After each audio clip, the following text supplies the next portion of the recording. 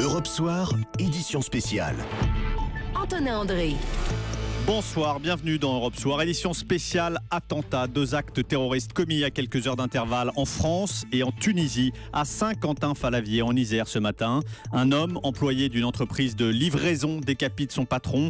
Il prend le volant de la camionnette de son entreprise, se rend sur le site d'une usine chimique et précipite son véhicule sur des bonbonnes de gaz, blessant 2 autres personnes. Yacine Sali, 35 ans, a été arrêté. En début d'après-midi, c'est en Tunisie que frappe le terrorisme. Dans la station balnéaire de Sousse, un homme lance une attaque contre un hôtel, le Marabat.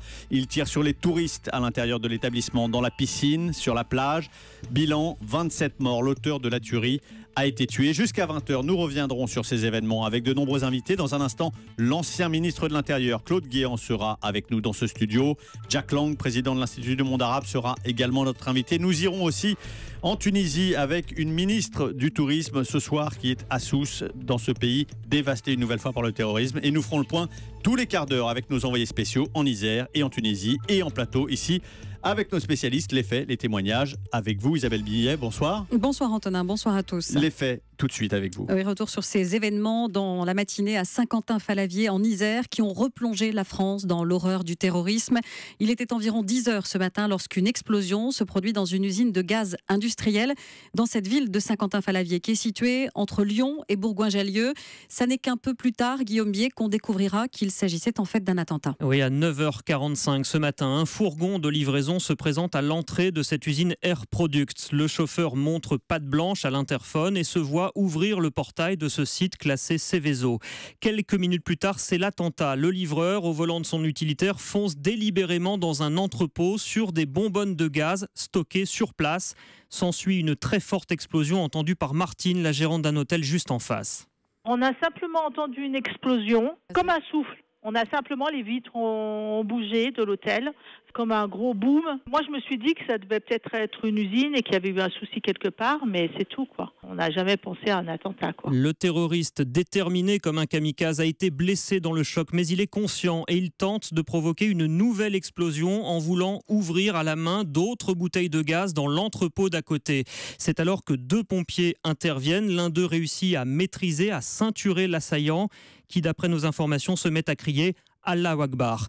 Pendant que commence l'évacuation du site, les gendarmes les plus proches arrivent sur place et ils découvrent l'horreur. Avant de provoquer l'explosion, le suspect a eu le temps de mettre en scène son autre crime. Sur le grillage, au bout de l'usine, il a accroché 2 drapeaux ressemblant à ceux de l'État islamique, un drapeau noir, l'autre blanc avec des inscriptions en arabe. Et entre ces drapeaux, le terroriste a pendu la tête d'un homme, une victime décapitée. C'est cette scène à laquelle a assisté Samy, un livreur qui passait par là. Je suis arrivé sur la boulevard des Noiries, j'ai vu quelque chose accroché sur le grillage, moi, donc je ne savais pas du tout ce que c'était. Je me suis dit c'est peut-être un sac, même au départ, un sac accroché que quelqu'un a jeté, mais je sais pas, je me suis dit, j'ai pas voulu y croire en fait, que c'était une tête en fait. Mais c'était un peu bizarre, ouais. Choquant, ouais, tout à fait. Accroché, ouais. C'est pour ça que je me suis dit au départ, c'est pas une tête sur un grillage. Je me suis vraiment pas dit que c'était une tête, quoi. Donc un peu choqué, ouais. Mais c'est incroyable que ça arrive ici dans une zone industrielle. Qu'est-ce qu'il faut pour entrer dans cette entreprise ? Il faut la laisser passer ? Non, il y a un interphone. Il faut se garer à l'entrée et il faut demander, il faut appuyer. Et il y a un interlocuteur qui nous demande pourquoi on est là, quel matériel est à livrer, tout ça, quoi. Voilà, ce soir, la victime décapitée est identifiée. C'était le patron du terroriste, le gérant de cette entreprise de livraison basée à Chassieux dans le Rhône, un homme de 54 ans dont on ne sait pas encore à quel moment et par qui il a été sauvagement tué. Son corps a été retrouvé sur le site à plusieurs dizaines de mètres du grillage où sa tête était pendue. Le terroriste présumé, Yacine Sali, 35 ans, est en ce moment en garde à vue. Sa compagne et sa sœur sont elles aussi interrogées par les enquêteurs antiterroristes. Quant à l'homme arrêté plus tôt dans la matinée parce qu'il avait été repéré dans les parages, il a été rapidement relâché et mis hors de cause. Merci Guillaume Bier. Alors avant de revenir sur le profil précisément du terroriste, je vous propose d'écouter la toute première réaction de sa femme qu'Europe 1 a joint alors qu'elle n'avait pas encore été prévenue par les autorités de l'interpellation de son mari. Écoutez, c'est un document exclusif. Je sais pas ce qui se passe. Là, j'allume la télé. Qu'est-ce qui se passe ? Ils l'ont arrêté ? Oui. Oh là là, mais c'est pas vrai. Qu'est-ce qui se passe ? Il est parti au travail ce matin, à 7h du matin. Mais il travaille où, madame ? Il travaille, il fait de la livraison. Il livre des cartons, des commandes, des trucs comme ça. Hier, il était au travail, il est rentré, normal, on a passé une nuit normale, et puis le matin, encore comme d'habitude, il partait au travail. Et puis, il rentre pas entre midi et 2. Moi, je l'attends pour l'après-midi. Là, il y a ma belle-sœur, elle m'a dit, allume la télé, il y a le journal, elle est en train de pleurer. Moi, j'ai le cœur qui va s'arrêter, là, je comprends rien. Et vous pensez que c'est lui? Non, il y a au journal, ils disent un acte terroriste. Mais c'est pas possible. Moi, je le connais, c'est mon mari. On a une vie de famille normale. Elle part au travail, il rentre. Il n'y a rien. Vous pouvez venir à la maison, chercher, faites comme vous voulez, mais on vit vraiment normal. Et là, vous l'avez appelé? Vous avez essayé de le joindre? Non, je suis là avec ma belle-sœur qui vient de me lancer les mauvaises nouvelles. Attendez, je vais voir si ça sonne. Non, mais qu'est-ce qui se passe? Il n'y a même pas de connexion. Ouais, sur messagerie. Et puis le ministre de l'Intérieur, pourquoi ils ne m'ont pas appelé à moi? Qu'est-ce qu'il voulait faire dans cette usine chimique? Il voulait faire quoi? C'était un attentat. Ah! Puis c'est quoi son intérêt? C'est quelqu'un qui était religieux? Oui, on est des musulmans. Est-ce qu'il était particulièrement religieux?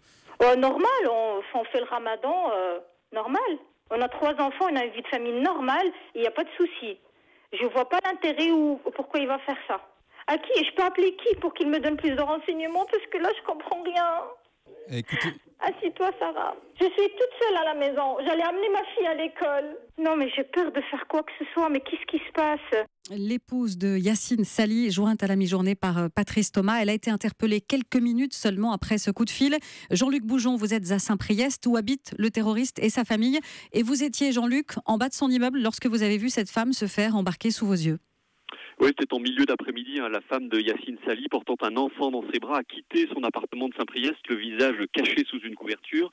Elle a été emmenée par la police judiciaire lyonnaise, qui est intervenue avec l'appui des hommes du RAID, sous les yeux donc des habitants de ce petit HLM de 3 étages. La famille Sali habitait ici au rez-de-chaussée depuis environ 6 mois. Le mari, donc Yacine, la femme et les 3 enfants, âgés de 4, 8 et 10 ans. Ils étaient arrivés en début d'année de Pontarlier dans le Doubs. Famille très discrète selon les voisins. Surtout le mari, Yacine, décrit lui carrément comme très secret et qui, s'il ne tenait pas de propos radicaux, avait tout de même, et contrairement à ce que vient de dire sa femme à l'instant, l'apparence d'un musulman très pratiquant selon l'une de ses voisines. C'était un homme très musulman et il disait bonjour qu'à mon père. Nous, il ne nous disait pas bonjour. Pourquoi? Parce que vous êtes une femme? Une femme, voilà. Très musulman, il tenait des propos un peu radicaux? Non, du tout. Ça se voyait sur lui qu'il était vraiment musulman, comment dire. Ayant la barbe, je sais pas. Il avait la trace de la prière, vous savez, sur le front. Donc voilà, c'est un signe de vrai musulman. Voilà, alors selon Bernard Cazeneuve, le ministre de l'Intérieur, l'homme qui n'avait pas de casier judiciaire aurait été fiché en 2006 pour radicalisation par les services de renseignement, mais cette fiche n'aurait pas été renouvelée en 2008, l'homme n'ayant plus fait parler de lui. En revanche, une proche que nous avons pu joindre tout à l'heure affirmait que c'est à Pontarlier qu'il se serait encore un peu plus radicalisé il y a quelques mois, se laissant pousser la barbe, coupant les ponts avec plusieurs de ses amis, désocialisant sa femme qui aurait alors arrêté de travailler. En tout cas, ici à Saint-Priest, on n'imaginait pas cet homme décrit comme sans histoire, comme l'auteur présumé de cet acte odieux, que tout le monde condamne ici.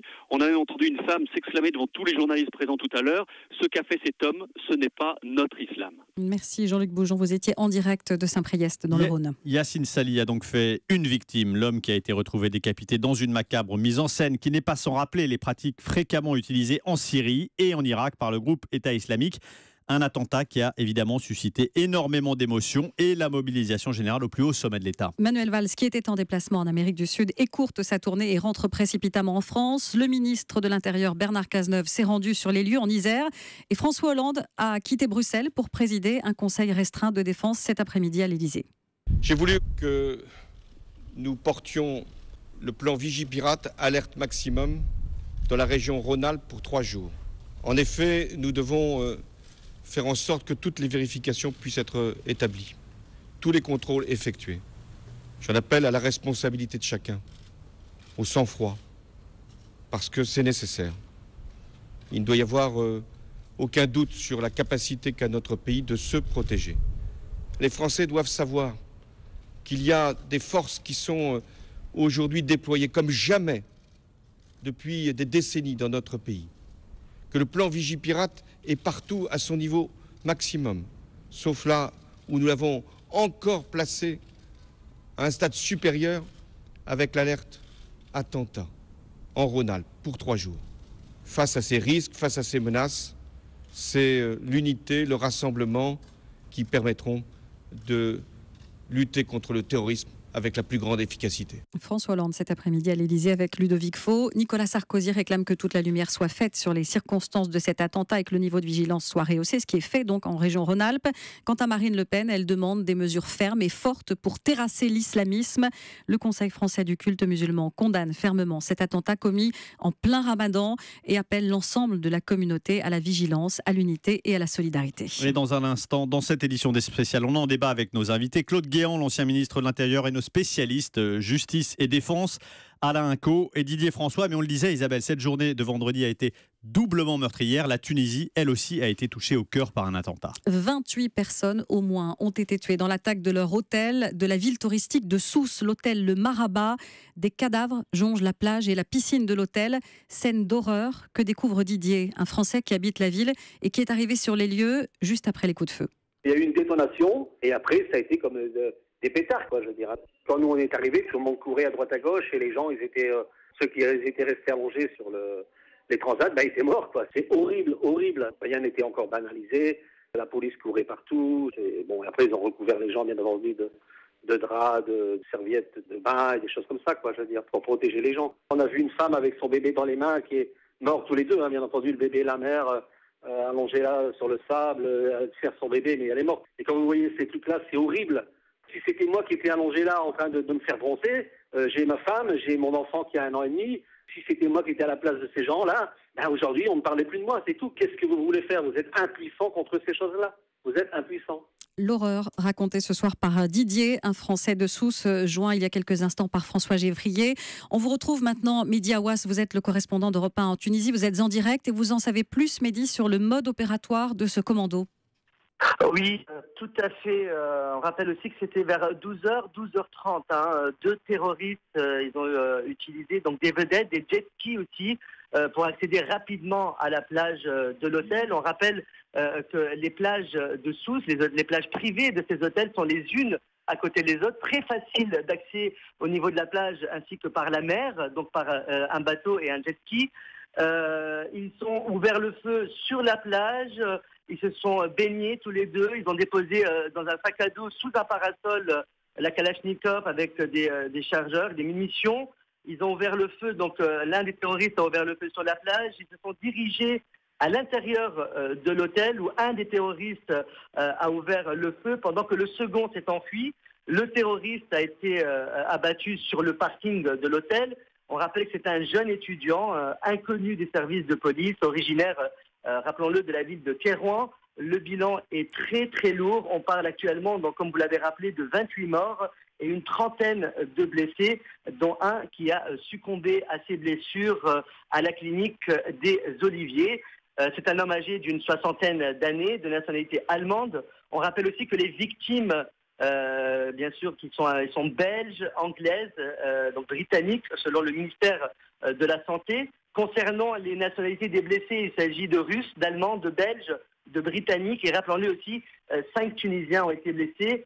Alors le deuxième terroriste a été capturé vivant à Akouda, une ville qui est située à quelques kilomètres de Sousse, après un échange de tirs avec les forces spéciales. Le président de la République tunisienne, le chef du gouvernement ainsi que la ministre du Tourisme se sont rendus sur place. Mehdi Aouas, vous nous confirmez qu'il n'y a pas de victimes françaises à votre connaissance parmi les victimes? Alors, à ma connaissance, il n'y aurait pas de victimes françaises. Il faut encore attendre d'autres confirmations. Bien sûr, il y a les services spéciaux qui sont en train et l'identité aussi. Merci Mehdi Aouas. Merci Mehdi Aouas, correspondant d'Europe 1 en Tunisie. Le pays en tout cas est sous le choc. Cette nouvelle attaque intervient un peu plus de 3 mois après l'attentat sanglant contre le musée du Bardo à Tunis, revendiqué par l'État islamique. 21 touristes et un policier tunisien avaient été tués. Au-delà de l'horreur, c'est donc un nouveau coup dur pour la Tunisie à quelques jours du démarrage de la saison estivale. Et dans un instant, on poursuit cette édition spéciale avec nos invités en studio. Claude Guéant, ancien ministre de l'Intérieur, les spécialistes de la rédaction Défense et Justice, Didier François et Alain Inco. C'est dans un instant.